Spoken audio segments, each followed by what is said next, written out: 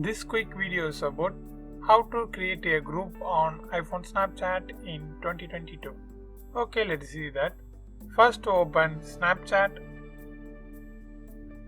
then switch this to chat and compose new.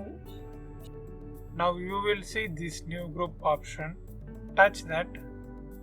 Then select the friends you want to add on your group. You can choose like this or search and select the peoples. Before that, two things you have to keep in mind.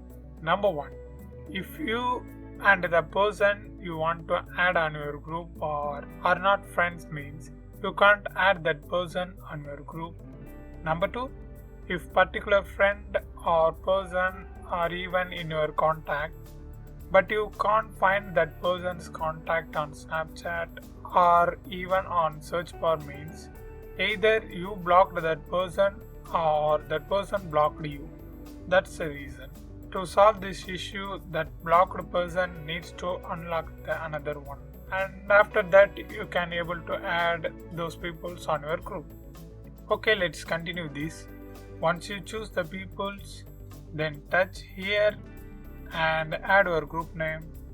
For example, I type daily doubts. Then click create group chat. That's it. Now you can chat with your friends on this group. Hope this video helps you. Thanks for watching.